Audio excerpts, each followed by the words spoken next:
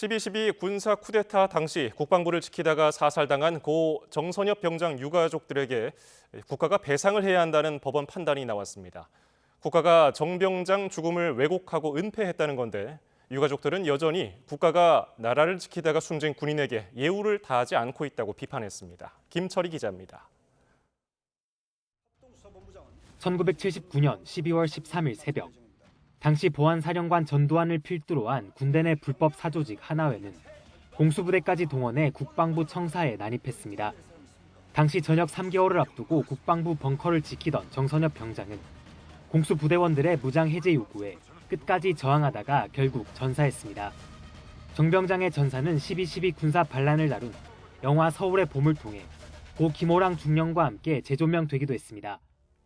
그러나 당시 신군부는 정 병장 사인을 살해에 의한 전사가 아니라 사고로 인한 순직으로 처리했습니다.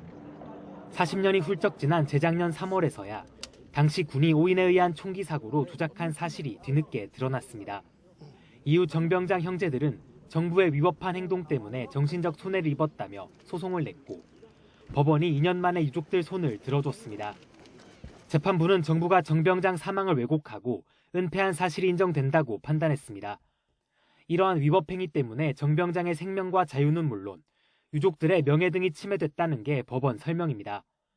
판결이 확정되면 국가는 유족 4명에게 각 2천만 원씩, 모두 8천만 원을 지급해야 합니다. 45년 만에 이뤄진 배상 판결에 유족들은 여전히 국가가 반란에 맞선 군인에 대해 제대로 된 예우를 갖추지 않고 있다며 목소리를 높였습니다. 정부로부터, 국방부로부터 전혀 애도라든가 위로라든가 그런 건 전혀 없었죠.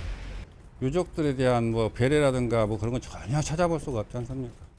군사 쿠데타의 또 다른 희생자였던 고 김호랑 중령 유족들도 현재 국가를 상대로 손해배상 소송을 낼지 검토하고 있습니다. 이번 승소 판결을 계기로 12.12 군사 반란에 희생된 군인들이 배상받을 길이 열릴지 관심이 쏠립니다. YTN 김철입니다.